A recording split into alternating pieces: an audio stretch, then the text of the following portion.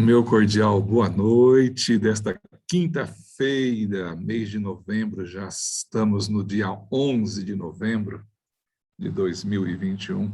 O ano está voando, não é mesmo? Eu estou feliz porque posso contar com a sua companhia e também saber que você está aí presente conosco neste momento, acompanhando a live desta quinta-feira, nesta série especial sobre o lar, não é? E eu desejo que você tenha um tempo muito feliz, produtivo e também de crescimento para você, para a sua família, para a própria vida de cada um de nós. E na próxima semana nós vamos falar um pouco mais ainda sobre família. E aproveite este momento para você compartilhar o link da nossa live desta quinta-feira com as pessoas que são do seu relacionamento. E lembrar também de que todos os pedidos de oração que forem postados no nosso chat, todos eles serão colocados nos grupos de oração da nossa Igreja de São Caetano do Sul. Portanto, seja bem-vinda, seja bem-vindo. Convido você neste momento para juntos orarmos ao nosso Deus e pedir a Ele a bênção e a direção do Espírito Santo sobre nós todos. Ok? Podemos orar, não é? Pai querido que estás nos céus, nós te louvamos e agradecemos pelo dom precioso da vida, pela salvação que nos é oferecida pela graça do Senhor Jesus Cristo e pela certeza que temos, Senhor, que em Ti nós somos mais que vencedores. Ao iniciarmos esta nova live, desta quinta-feira, rogamos a Tua presença, o Teu Espírito Santo nos instruindo, modelando a nossa vida, preparando-nos para também, Senhor Deus, as responsabilidades que a vida traz consigo. Oro em favor de cada pedido de oração manifestado aqui no chat desta live e, de maneira especial, orar em favor desta garotinha tão querida e especial para mim também, é a pequena Heloísa, que mora lá em Washington. Ela passou, o Senhor, por uma cirurgia, como o senhor bem sabe, e ela foi diagnosticada com um tumor no cérebro, um tumor bastante agressivo. Seus pais estão confiantes no Senhor, porém estão também preocupados, ansiosos pela cura desta filha tão querida. Que o Senhor também esteja com as demais pessoas que estão neste momento passando por problemas de dificuldades. E agora, quando nós vamos estudar a Tua palavra, peço do Senhor sabedoria por mim, por essas pessoas que estão comigo neste momento e por aquelas que ainda irão assistir e acompanhar os estudos que nós fazemos nessas lives. Assim nós oramos agradecidos no nome do Senhor Jesus Cristo. Amém, Senhor. Muito bom. Eu gostaria de iniciar falando com você a respeito deste tema tão importante que é a família e também compartilhar a minha tela com você, porque eu tenho aqui sobre a educação da criança, né? Você sabe que quando a gente compra um determinado produto, principalmente se é um eletrodoméstico ou um aparelho qualquer, de qualquer setor que seja, normalmente a gente recebe um manual de instruções. Mas quando a gente nasce, a gente não vem com um manual de instruções. E educar uma criança não é tarefa simples, demanda dedicação, demanda paciência, perseverança, muito amor, muito carinho, firmeza também é necessário, né? Há um livro que diz o amor tem que ser firme.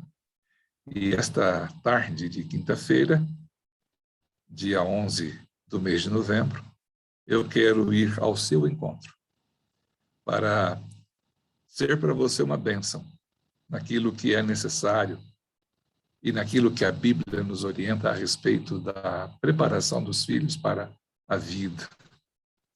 E tem um texto de Efésios e outro de Provérbios que mostram a maneira como os pais devem labutar no treinamento e na preparação dos seus filhos, na educação dos filhos, né?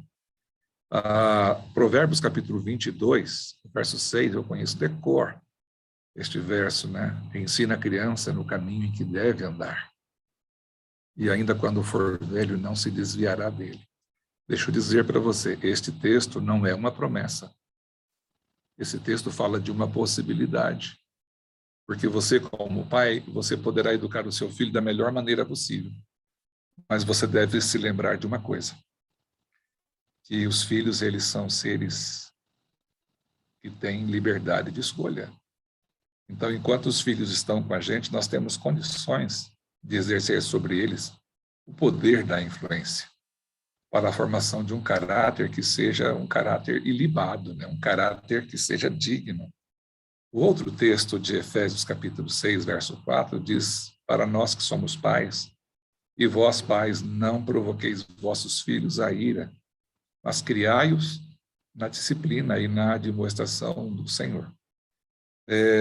Eu costumo dizer assim que quando nós temos filhos, nós temos uma responsabilidade para o resto da nossa vida. Eu vejo casais que às vezes pensam assim, bom, nós não queremos filhos, porque provavelmente eles sabem que é uma responsabilidade demasiadamente grande e que, dependendo da instrução que esses filhos receberem, será a sua vida no futuro. Então, quando a gente pensa neste texto bíblico, de instruir a criança e também que nós não podemos provocar os filhos à ira, mas que nós temos que criá-los na disciplina. A palavra disciplina, daí vem a palavra discípulo, né? Aprendiz, aluno. Então, os filhos, eles nascem educáveis, mas não nascem já educados. E ao nascerem, eles nascem com tendências. Algumas delas são parecidas com aquelas que os pais têm. E, às vezes, ao longo da vida, eles poderão adquirir algumas tendências que precisam ser devidamente monitoradas, acompanhadas, porque criar filhos não é igual você criar calopsitas como nós temos em casa, ou você criar um gato, um cãozinho. É diferente, porque o ser humano ele tem a capacidade de pensar. E nós vivemos um tempo na história da humanidade em que temos grandes lutas e grandes dificuldades a respeito do que é a ideologia hoje, por exemplo, ideologia de gênero. Então, nós precisamos dar aos filhos a verdadeira orientação, porque eles precisam saber das escolhas que farão, se aquilo realmente se harmoniza com o padrão que nós temos, que é a palavra de Deus. Não vou entrar no mérito da questão, porque nem faz sentido, né? E os pais, eles têm que ter um determinado empenho, uma preocupação de moldar, modelar o caráter. No livro de Deuteronômio, quando o conhecimento ele era passado de maneira verbal, oral, o conhecimento ele era passado de uma geração para outra apenas na forma oral. E isso permitia que eles tivessem uma capacidade muito grande de reter, de guardar, de armazenar conhecimentos, não é? Então, quando Deus deu as orientações para o povo de Israel, ali no limiar de entrar na Terra Prometida, Moisés fala no capítulo 6, os versos 6 e verso 7, da seguinte maneira: estas palavras que hoje te ordeno estarão no teu coração, ou seja, na tua mente, no teu pensamento, no teu cérebro. E tu as inculcarás a teus filhos, ou seja, essa expressão, tu as inculcarás a teus filhos, eu vou usar uma expressão mais moderna. Você vai fazer a cabeça dos seus filhos. Porque se você não fizer a cabeça dos seus filhos, alguém vai se encarregar de fazer. Poderá ser um traficante, poderá ser um depravado ou uma depravada, poderá ser algum seriado de televisão, poderá ser algum tipo de programa que acontece, às vezes, nos meios de comunicação. Então, Deus fala, você vai fazer a cabeça do seu filho, você vai meter na cabeça dele isso, você vai, de que maneira? Repetindo, repetindo e repetindo. Então, ele fala, e delas falarás quando? Assentado em tua casa, andando pelo caminho, e ao deitar-te e ao levantar-te. Isso aqui não era alguma coisa que deveria ser praticada de maneira esporádica. Não. Isso aqui era o dia a dia. Era repetição, repetição e repetição. Às vezes você fala, mas a gente repete tantas coisas. Eu pergunto para você, quantas vezes você já ouviu propaganda na televisão de um determinado produto, de uma determinada bebida, ou de um determinado automóvel, de uma determinada marca, de um tipo de fast food que existe por aí? Por que que eles investem tanto na propaganda? A propaganda é a repetição, repete, repete, repete, e entra na sua mente e você nem percebe que lá está. Então, Deus estava falando há muitos anos atrás de marketing, de propaganda. Nós temos que propagar na mente daqueles a quem nós amamos e com quem convivemos o que de melhor nós temos e o que de melhor nós sabemos que poderá ser útil. Olha esse outro texto que diz mais ou menos a mesma coisa. Ensiná-las-eis, essas orientações, essas leis, a vossos filhos, falando delas sentados em vossas casas e andando pelo caminho, ao deitar-vos e ao levantar-vos. O que quer dizer isto? Novamente, é a repetição. E a repetição é o quê? A forma mais segura da gente aprender. Como é que foi que você aprendeu a escrever as primeiras letras? Lembra-se, quando você estava indo na escola, que você repetia? A primeira coisa que você fez foi fazer desenhos, né? Bolinhas e curvas e tal. Para quê? Para educar o seu cérebro na condução da sua mão. Depois você aprendeu a letra A. Disseram para você que essa letrinha, né, com uma espécie de uma pequena cauda do lado, é a letra A. Depois escreveram, lembra da letra B? Quando eu fui para a escola há muitos anos, né? Eu estou com 60 anos agora. Eu lembro de B, o B era da barriga, depois tinha o C da cebola. Lembra-se disso? Você lembra do M do macaco? Se você tem a minha idade, provavelmente você vai se lembrar que a letra P tinha o quê? Tinha o pato, né? Lembra do R do rato? O A era o A da abelha, o B da bola, o C da cebola, o D do dado, o E do elefante, o F da faca, o G do gato. Olha que interessante. Não estou lembrado agora o que era a letra H, mas o J era da jar, lembra? E o L, você se lembra do que era o L? Eu não estou lembrado agora do L, mas o M eu lembro que era do macaco, o N do navio, o O, ou O, né? Do ovo, o P do pato, o V da vaca, o X do xadrez, o Z da zabumba, e assim vai. A gente teve que repetir semanas e semanas, semanas e semanas. Depois a gente começou a juntar o quê? Uma letrinha com a outra para formar as sílabas. Depois nós fomos aprendendo a escrever palavras, e depois nós fomos aprendendo as vogais, lembra? A, E, I, O, U. O U de unha, gente, o T do tatu. Por que eu estou falando essas coisas? Porque eu sei que isso é fácil para você, porque você foi alfabetizada. Você foi alfabetizado também. E foi mediante um processo de repetição. E a gente repetia e repetia, escrevia, e tanto que escreveu, que ficou gravado em nossa mente. Depois a gente foi aprender os números, não é? Então, Deus espera que nós tenhamos perante a nossa própria pessoa, diante do nosso próprio espelho, uma percepção muito clara a nosso respeito. Quando Paulo escreveu para Timóteo, que ele considerava um filho na fé, na primeira carta que ele escreveu para Timóteo, ele falou para Timóteo, Timóteo, não deixe que as pessoas julguem você porque você ainda é jovem. Então ele diz aqui, ninguém despreze a tua mocidade. Pelo contrário, você vai tornar-se o quê? Um padrão dos fiéis. Em que coisas? Na palavra, no procedimento, no amor, na fé, na pureza. Então, Deus espera, e nós temos que colocar diante dos filhos ideais nobres, ideais elevados, que possam desafiá-los a aspirarem em coisas mais altas, mais elevadas, para que eles não fiquem na linha mediana. Daí vem a palavra medíocre, né? A gente tem que procurar sempre o melhor, dar o melhor de si, explorar o melhor da nossa capacidade.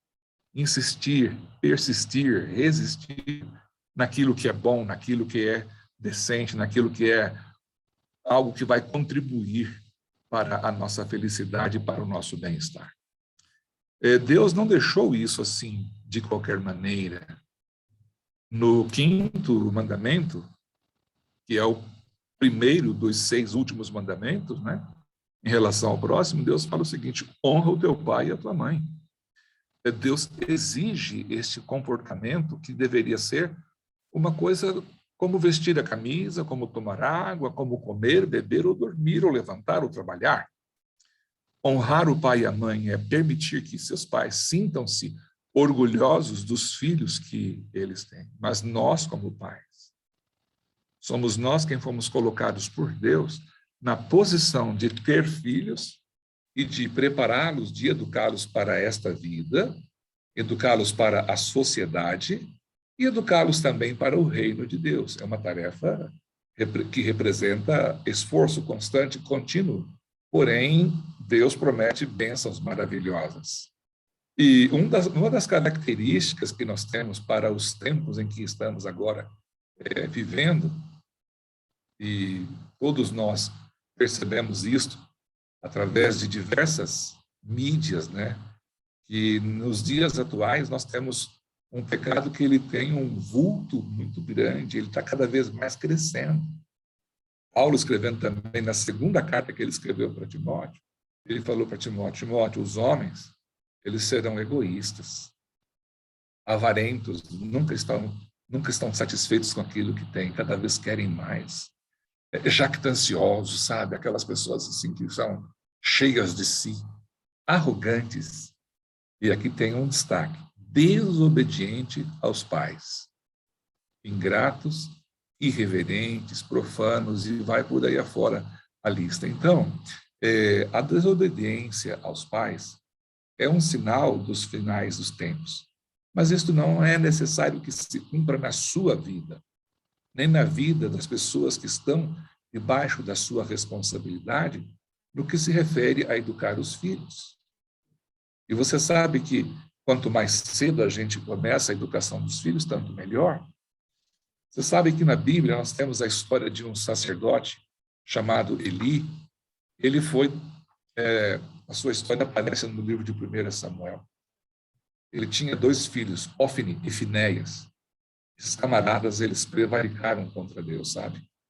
Então Deus disse assim: naquele dia eu suscitarei contra Eli tudo quanto tenho falado com respeito à sua casa. Deus está se referindo aqui ao modo como Eli educou os filhos. Então diz: começarei e o cumprirei, porque eu já lhe disse que julgarei a sua casa para sempre, pela iniquidade que ele bem conhecia, porque seus filhos se fizeram execráveis e ele os não repreendeu. Essa palavra execrável ou execrável significa abomináveis, pessoas que dizem e falam coisas contra Deus de maneira desrespeitosa, blasfemavam contra Deus. Eli, em vez de repreender os filhos, ele deixou os filhos meio que assim soltos à sua própria sorte. Sabem, às vezes para nós como pais, na hora de repreender, na hora de corrigir, se necessário até mesmo, a Bíblia vai falar para nós daqui a pouco a esse respeito, sobre o castigo físico, quando necessário, deve ser usada essa maneira de educar muito raramente. Não é que a Bíblia aconselha ao espancamento, não. Você vai perceber que o próprio Salomão fala a respeito disso. Então, veja você, a atitude que a Bíblia recomenda no livro de Levíticos diante de pessoas de mais idade do que a gente. Hoje em dia, as pessoas parecem que não têm aquela preocupação com aqueles que já viveram mais tempo, que são os chamados idosos, né? Aí a Bíblia diz que diante das cãs te levantarás e honrarás a presença do ancião. E temerás o teu Deus. Eu sou o Senhor. Quem está falando é Deus. Sou eu quem estou dizendo, ele fala aqui. Você sabe o que significam cãs? cabelos brancos. É isso. As canas representam cabelos já prateados, cabelos brancos, esbranquiçados, né? O meu está começando a branquear aqui, branqueando aqui também. O bigode também está ficando assim bastante esbranqueado, né? Porque a idade vai chegando e com a idade alguns sinais vão aparecendo. Por quê? Porque as pessoas que viveram mais tempo que a gente merecem um pouco mais de respeito. Agora, respeito não é algo que você tem que cobrar. Respeito é algo que é profundo e vem a partir da maneira como nós nos relacionamos e da maneira como nós nos comportamos com o nosso semelhante. Porque o respeito gera respeito. Então, se você quer respeito, você precisa respeitar. Quando você não tem respeito às pessoas, aí você tem problemas. Então, respeite as pessoas, apesar de tudo. Você demonstre respeito, porque aquilo que você faz para os outros, em determinado momento, volta para você. E às vezes nem sempre volta do jeito que você gostaria. Então, aqui tem alguns bons frutos que a devida educação, desculpa, tive um pequeno soluço aqui, produz, né? Então, Provérbios 19, verso 17, Salomão fala assim, olha, você deve corrigir o teu filho e te dará descanso. Além de descanso, dará delícias à tua alma. O que representa isso? Sabe, a gente, lá na frente, a gente vai colher aquilo que a gente hoje planta. Eu tenho filhos crescidos. Os meus filhos estão com 35 e 37. Das 34 e 36 para 37 anos. Para mim, é um privilégio ter filhos, né, nessa fase da vida. Eu me lembro que eu me tornei pai ainda muito jovem, eu estava com 25 anos quando eu me tornei pai. E hoje eu tenho um filho com 36 para 37 anos. Eu sou muito grato a Deus por isso. Mas eu quero que você entenda também uma coisa. Quando você deixa de corrigir o seu filho, algumas coisas acontecem. Salomão fala em livro de Provérbios 29, verso 15, que a vara e a disciplina dão sabedoria, mas a criança entregue a si mesma vem a envergonhar a sua mãe. O que significa isso? Ele não está dizendo aqui que você tem que ter uma vara constantemente, todo dia, fustigar o seu filho com vara. Não. É somente quando o conselho não funciona, quando as orientações não funcionam, quando aquela conversa mais à parte, olho a olho, tete a tete, não funciona, a criança, aqui não fala de adolescente, aqui não fala de jovem e nem fala de adulto. É quando ainda estão novinhos, quando eles estão aprendendo as coisas da vida. Você orientou e não resolveu, você às vezes vai ter a necessidade de fazer algum tipo de disciplina. Disciplinar nem sempre significa punir fisicamente.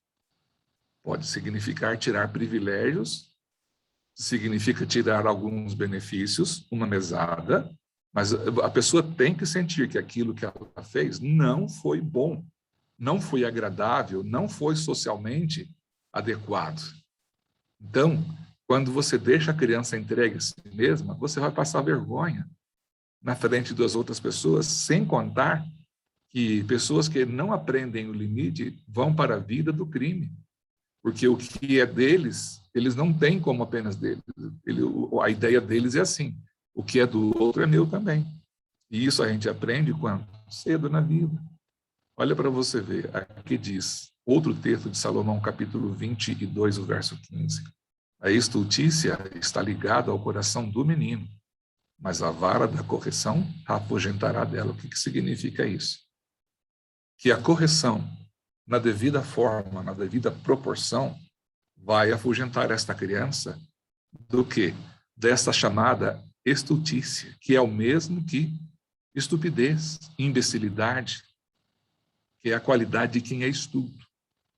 Em outras palavras, eu vou usar um termo aqui meio duro, é meio que falado de maneira muito negativa, burrice. Então, estultícia é um eufemismo para a estupidez, para a falta de sabedoria, para a falta de discernimento, de inteligência, como o dicionário bem explica. Então, às vezes você pode interpretar de maneira equivocada a respeito quando a Bíblia fala sobre o uso da vara. A Bíblia não fala aqui que é para você ser um cruel, um carrasco ou uma carrasca, não. Agora, se você for deixando demasiadamente a correção para depois, você vai chegar tarde. Provérbios 19, o verso 18, Salomão fala assim, olha, castiga teu filho enquanto há esperança. Mas ele não está falando aqui necessariamente de que toda forma de castigo será um castigo de forma física. Tá? Olha aqui, ele diz no capítulo 23, os versos 13 e 14, não retires da criança a disciplina, ou seja, o ensinamento, a instrução, porque ele diz, fustigando-a tu com a vara, nem por isso morrerá. Por quê? Uma varadinha, se necessário, quando necessário, é na proporção correta. Aquilo não é, como nós veremos daqui a pouco, não é no momento da ira, da raiva, do ódio, então você desconta na pessoinha todo aquele ódio. Não, esse momento não é o momento de você corrigir. Espera um pouco, ore a Deus, tenha calma, converse primeiro, explique o que está acontecendo e dizer por que do castigo. Se for necessário um castigo físico, eu me lembro uma vez que eu estive diante de uma situação muito delicada, eu combinei alguma coisa com meu filho, e depois chegou na hora, ele não cumpriu, eu já, pela terceira vez, eu já tinha tido paciência com ele, e eu falei, agora eu vou ter que corrigir você. E eu estava com a varinha na mão, ele perguntou para mim, você vai me bater? E eu disse para ele, eu vou te bater, sim. E ele perguntou-me, quantas vezes você vai me bater? Eu falei, eu vou te dar 3 varadas. E quando ele falou, eu falei para ele que eram 3 varadinhas, né? Ele olhou para mim, chorando, e falou, não pode ser menos, pai. Naquele momento, não é meu filho apenas que chora. Eu chorei com ele. E pelo pedido que ele me fez, e ele vendo-me chorar naquele momento, foi como se ele tivesse levado 30 varadas. No fim, nós nos abraçamos, choramos juntos, e eu não dei nenhuma varada no meu filho, mas eu falei que seriam 3. E quando ele chorando perguntou para mim, pai, não pode ser menos? Cortou meu coração, sabe? Mas nós criamos alguém de caráter, de personalidade. Perfeito não existe. Então, às vezes você vai ter um momento difícil, mas é importante, esses momentos fazem bem para a gente. Então, não o conselho de hoje não é espancar, é fazer o uso da conversa, do diálogo. Porém, Salomão fala, se insistir, se persistir naquilo que é errado e a boa conversa não resolver, você parte para tirar privilégios. E depois que você já fez tudo e que não deu nenhum resultado, lembre-se, a fase é na infância. A adolescência não é momento mais de você fazer isso. Não sei se estou sendo claro com você. Na adolescência, continua a disciplina, continua o ensino, continua o discipulado, tá? Continua a disciplina.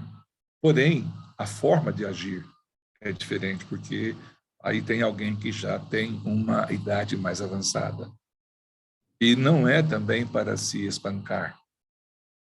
Existe uma região do nosso corpo que já vem com uma porção a mais ali de conteúdo, né? Aqui são as nádegas, uma varadinha no bumbum, se necessário, e não com raiva, mas que você sinta naquele momento que você está exercendo a responsabilidade. Eu sei que muitas pessoas poderão ignorar o que eu estou dizendo, poderão até copiar o que eu estou falando, editar e dizer que eu estou incentivando as pessoas a castigarem os filhos. Não.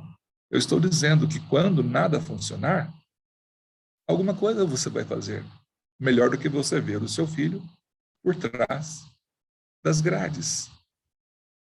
Se eu apanhei quando criança, claro, eu cresci uma criança revoltada de maneira alguma. Eu tive que castigar os meus filhos? Tive.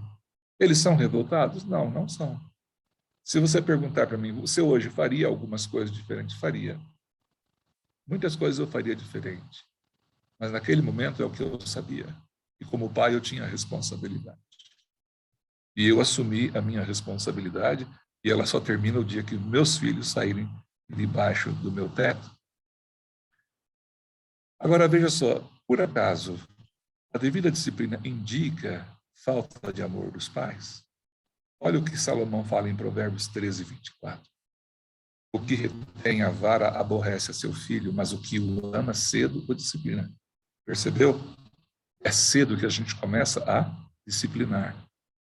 E eu repito mais uma vez, disciplinar não necessariamente significa castigo físico. Há várias maneiras de você exercer a disciplina. Assim escreve uma mãe cristã a respeito da importância da educação da criança. Diz assim, olha, filhos e filhas, a quem é permitido chegar à juventude com a sua vontade indisciplinada e paixões descontroladas geralmente prosseguem na vida, de um modo que Deus condena. A negligência dos pais em disciplinar apropriadamente seus filhos tem sido uma fonte geradora de males em muitas famílias. Os jovens não têm sido restringidos como deviam. Os pais negligenciaram seguir as orientações da palavra de Deus e os filhos assumiram as rédeas do governo nas próprias mãos. E a consequência tem sido que, geralmente, tiveram êxito em governar seus pais, em vez de estarem sob a autoridade desses pais. Ellen White escreveu muito bem a esse respeito. E outro pensamento dela que é o seguinte, ideias falsas e uma afeição de todo mal direcionada formaram traços que tornaram os filhos infelizes e desencantados, amargurando a vida dos pais e estendendo a sua funesta influência de geração em geração. Passa de pai para filhos. Uma criança a quem se permite seguir os próprios caminhos desonrará a Deus e também envergonhará ao pai e também à mãe. Percebe quão grande é a responsabilidade que temos a esse respeito? O próprio Deus também usa esta expressão no livro de Hebreus 12, verso 6, Paulo fala, o Senhor corrige a quem ama e açoita a todo filho a quem recebe. Aprendemos daqui que toda correção infligida a uma criança deve sê-lo com amor. E que a justa disciplina de um filho é também o quê? Uma prova de amor. Quem ama, cuida. Quem ama, corrige, disciplina, orienta, sabe? E contra qual mal os pais se devem guardar? De não irritar os filhos. Pais, não irriteis os vossos filhos para que não fiquem o quê? Desanimados. Colossenses capítulo 3, o verso 21. A correção nunca deve ser aplicada com zanga, nem ira, como eu disse há pouco. Pois a ira por parte dos pais incita o mesmo sentimento nos filhos. Então, é bom orar com a criança antes de corrigi-la. E muitas vezes, uma branda, mas fiel instrução, admoestação e oração. É tudo quanto é necessário para corrigir. Como eu disse, não é espancando que a Bíblia orienta. É, na verdade, a melhor educação que se possa ministrar, diz aqui o texto, não é? Em todo caso de perversidade, porém, de obstinação ou voluntária desobediência, a correção, seja ela qual for, deve ser mantida até que a criança se submeta à vontade e desejo dos pais. Melhor é, em geral, que a correção seja feita onde? No particular, pois isso tende a conservar a própria dignidade da criança, e essa dignidade é um elemento muito importante na formação do seu caráter. Então, eu insisto mais uma vez, antes de terminar esta live. Nós não estamos dizendo aqui, nem incentivando, que você espanque, mas que você aconselhe, que você converse, que você ore, chame a atenção. E se nada disso funcionar e for necessário, com cuidado e na devida precaução, não na hora da raiva, não na hora da ira, não castigue um filho fisicamente na hora que você está com raiva. Nenhuma disciplina, nem ensino deve ser ministrado com violência ou maltrato, ou com o intuito de quebrar a vontade da criança, mas antes para dirigir a vontade, levar a criança à devida submissão e ao verdadeiro senso do que é direito e é dever. Porque aqueles filhos que não sabem ser obedientes dentro de casa, quando eles vão para a rua, eles vão para a escola, para a sociedade, eles serão pessoas mal educadas, não respeitando limites, não respeitando as autoridades. E você sabe que os efeitos são tristes.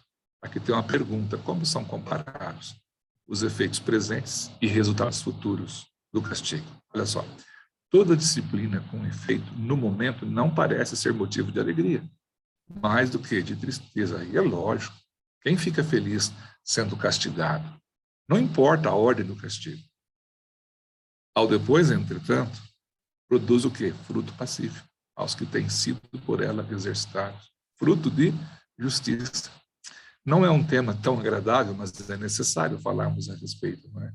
Eu espero que você tenha compreendido que o nosso propósito aqui é incentivar, porque aquele pai que é fiel, ele um dia terá que comparecer diante de Deus. Olha o que o profeta Jeremias fala no capítulo 13, o verso 20.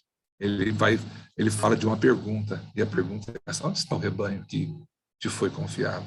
O teu lindo rebanho. Então, eu quero dizer para você nesta live, aproximando já do finalzinho, né? Felizes os pais que puderem dizer, quando Jesus voltar: eu estou aqui, eis-me aqui, e aqui estão os filhos que o Senhor me deu. Está em Isaías capítulo 8 e o verso 18. Sabe, essa live da família, do lar, é muito importante. Nós já falamos aqui hoje sobre a questão da educação dos filhos, nós já falamos sobre a responsabilidade dos pais e tudo mais. Agora, na semana que vem, é o 5º tema que nós falaremos sobre a figura da mãe. Será algo lindo, maravilhoso, sensacional. Mas eu quero encerrar este momento com a nossa transmissão aqui da nossa live, dizendo para você: ouça com atenção aquilo que nós colocamos aqui. Não há nenhum interesse em fustigar ninguém, embora a Bíblia diga a respeito da vara, não é?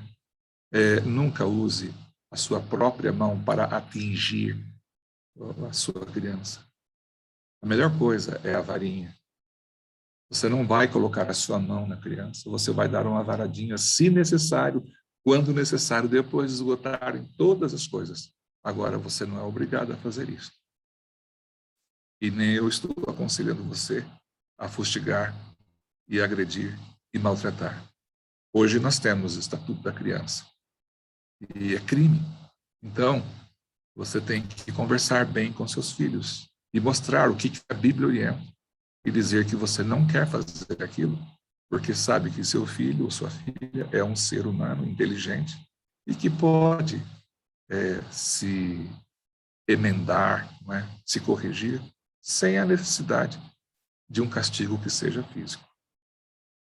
Você pode usar outras vias, como tirando privilégios, tirando algum tipo de mesada, para que a pessoa sinta que realmente aquilo que ela fez foi mal. E a repetição desse comportamento vai gerar na pessoa um hábito. E isso vai atacar de frente a formação do caráter. O caráter é tudo quanto você tem na vida. A reputação, as pessoas podem até queimá-la, mas o caráter é algo que ninguém pode tirar de você. Está no seu coração, está na sua vida. Meu desejo nesta live é que você saiba educar os seus filhos segundo os princípios da palavra de Deus. E se você é um filho, que você se submeta às orientações que seus pais têm para lhe dar. Sejam felizes, pais e filhos, mas cuidemos, porque a gente precisa ter equilíbrio em tudo quanto faz. Não é o correto, não é o melhor. Mas a Bíblia diz que o pai que deixa de corrigir o seu filho vai passar vergonha, e a mãe também. Que você possa ser feliz na educação e no preparo dos seus filhos. Posso orar com você? Na próxima sexta-feira, amanhã, às 18h30, teremos Recebendo Sábado em Família, e você é nossa convidada nosso convidado. Oremos ao Senhor. Deus de amor e bondade, obrigado pelo privilégio que nós temos de ser pai, mãe, de termos nossos filhos e filhas. Ajuda-nos a educá-los e prepará-los de maneira tal que eles venham a trazer honra e glória para o teu nome e felicidade para nós, e que nós tenhamos alegria de dizer: aqui estão os meus filhos, Senhor, os filhos que o Senhor me deu. Ajuda-nos a ter o devido cuidado, o devido equilíbrio, para que nós possamos agir dentro da racionalidade, com amor, com carinho, sem ira, sem ódio, não na hora da raiva, para descontar em nossos filhos nossas frustrações, mas que nós os tenhamos em grande estima e grande consideração. Obrigado, meu Deus, nós oramos em nome de Jesus. Amém. Um abraço para você, a gente se encontra amanhã, com a graça de Deus e a companhia dos seus santos anjos.